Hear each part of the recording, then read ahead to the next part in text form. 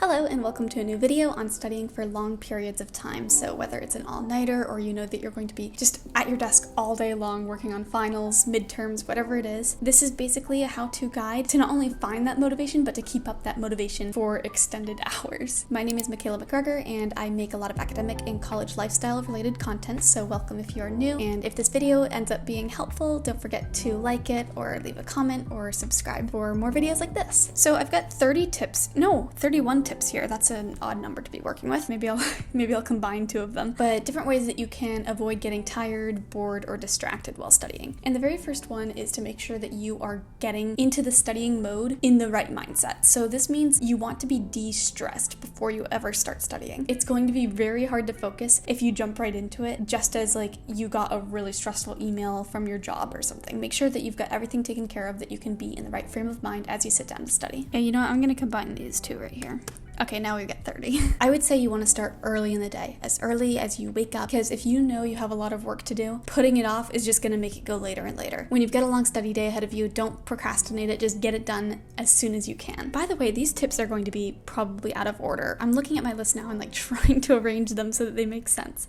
But make sure that you get a good night of sleep the night before, because if you're tired while studying, then it's going to be all for naught because you're going to not process it as well. And it's just kind of a waste of your own time. One thing that you'll want to do is determine the order that you're going to do everything. For this sort of day or night when you're going to be studying a lot, I don't think it's worth your time to make an extensive study schedule. I think it's best to just do a bulleted list, a numbered list, something like that. If you know you're going to be head to the paper for hours, the last thing you want to do is waste that time making a study schedule. Don't even bother with that. Just make sure you have a bulleted list and leave it at that. And then as for the order of what to do on that list, I would always say get the littlest things done first that make your list long and stressful. You know, so if there's like one thing that takes 5 minutes that's stressing you out, but it's on your list, just get all of those out of the way first, then you can really focus on the things that matter. Once you've boiled it down to the things that matter, that's when you want to do the hardest things first. The reasoning for this is not only will you probably have more motivation at the beginning, but then when you're getting towards the end of your study day and you're absolutely exhausted from working for hours and hours, you'll only have easier stuff to do at the end. Now, you're going to want to figure out where you're going to study. I would foremost say to study hop and not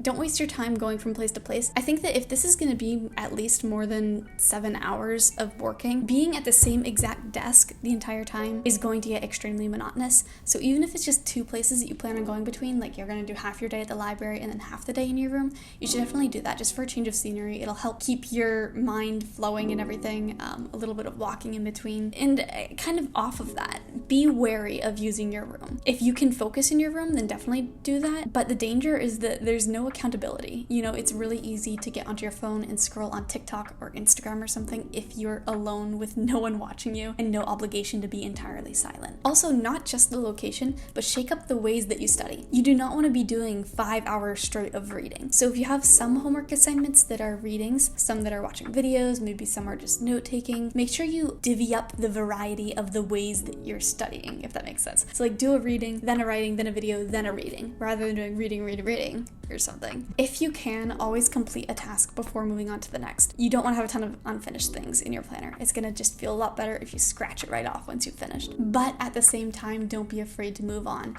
Do not let the hard subjects discourage you from studying altogether. It's really easy if you're feeling frustrated with a problem set to just put away the laptop and say, I'm going to take a big break, like I'm just done studying right now. Don't let that happen. If you're feeling discouraged, take a break and move on to a different assignment. Don't keep forcing yourself to look at it again and again if it's not coming to you. If you're going to be studying for a long time, maybe caffeine would help. I don't drink caffeine. I never have. So this isn't personal advice. This is just more so if you know you're going to be working for a long period of time, make sure you've got coffee with you if you're the type of person that wants that. Okay, this next one's really important. Minimize the time that you do spend studying. This can mean a multitude of things, from shortening your notes, like don't write full sentences, to making sure you're really focusing as you read so that you don't have to waste any time rereading a page, watching any videos that you have to do for your class in 1.25 speed instead of 1.0 speed. Don't do like artsy note-taking methods like, bullet journaling, that kind of stuff. Save that for when you've got the time. Just do what works, do what's quick when you're really hunkering down for a lot of studying. Okay, 2 things for food.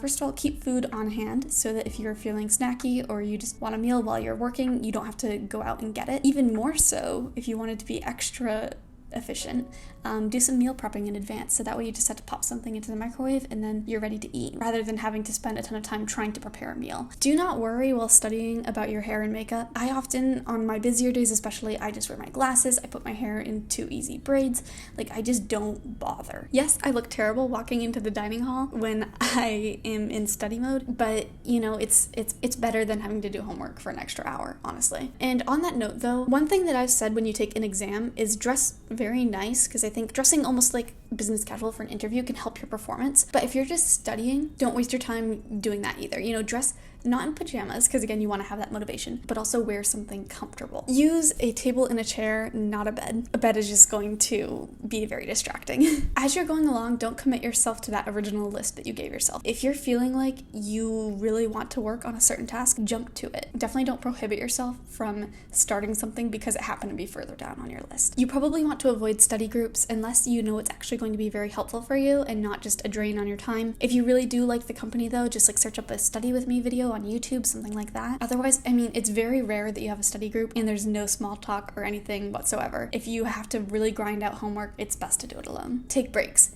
Studying all day long does not mean studying all day long without any breaks. There are 2 different ways you can do this. You can either take breaks a little bit more liberally, like just whenever you're feeling tired, bored, or distracted, decide, okay, it's break time. Or you can do more of that Pomodoro sort of method where you set a timer. Okay, 30 minutes, I'm going to work, then I'm going to take a 15-minute break. Then after that, I'll do an hour of work and then a 25-minute break. You know, whatever your breakdown is, something that works for you, that you feel like you are getting the most energy out of your breaks. But also do vary them. I think that if you did the same thing the whole day, like hour study, 10-minute break, hour study, 10-minute break, and so on, I think that would get very exhausting and monotonous. Just like the physical location, just like shaking up the methods of studying, you know, reading, writing, and everything, also shake up your break and working length durations of time. It's just the best way to make the day not feel so long. And what you do on those breaks is also very important. Don't start something that's going to make you not want to get back into the work. Like starting to pick up your, like if I know if I start to pick up my room, then I get so distracted by everything in it and I'll spend a ton of time doing something that's completely unproductive. So take your breaks wisely, do what's going to help you to kind of recuperate in that moment, but while maintaining that study mindset that you can jump back in once the break is over. Get active during the day. I don't mean working out. I mean, you can work out if you want to, but just like walking around, you know, like getting just your blood flowing in the smallest of ways, and getting some fresh air too is very important. Definitely have earbuds on hand because you never know when there's going to be construction outside or people talking and it might be very distracting. But I will say with earbuds, don't listen to your typical lyrical music playlist. Either listen to something that's instrumental, something that's in a language you don't speak, or white noise, or just use earplugs altogether. Something with words, your brain inherently is going to be processing those words. And I think whether you're doing math or reading or writing, that's just going to be instinctively distracting. You can also use some technology to help you. There's like this Forest app, for example, where it makes like a seed grow on your screen. This sounds very weird to describe, but like it sprouts into a flower. If you go into your phone to like scroll through Instagram, it interrupts the growth of that seed. So it's just a way to inspire you to not be distracted by your phone. Otherwise, you can just turn off your phone, put it in your closet where you definitely won't be picking it up. Just put it on Do Not Disturb, something like that, so that you're not scrolling while working. If you can, do a lot of your work during the daytime. Working in daylight is honestly just so much less depressing. You know, working at nighttime, at least for me, just feels in conflict with like my inner circadian rhythm. So if you can, do as much during the day as possible. Don't rush your work. Like I said, minimizing is important, but not in the sense of trying to cram in all your work as fast as possible, but just in the sense of working efficiently. And then finally, the last one is just to enjoy it as best as you can. Studying is a privilege, and just recall while you're doing it why it is that you've chosen this subject, why it is that you want to do this, and where it's going to take you in life. Think of it as a hobby. You know, it is something that you are choosing to do. So remember why you're doing that and think about what's fun about what you're doing. You know, what are you learning that you're enjoying? And it's going to make it 10 times more exciting and enjoyable. This is something I want to do as opposed to this is a chore. If you've got to study for 10 hours, you might as well do it happily rather than sadly. But yeah, this was kind of quick, I feel like. I don't know. I hope that this was helpful. Thank you so much for watching, and I hope you have a fantastic rest of your week.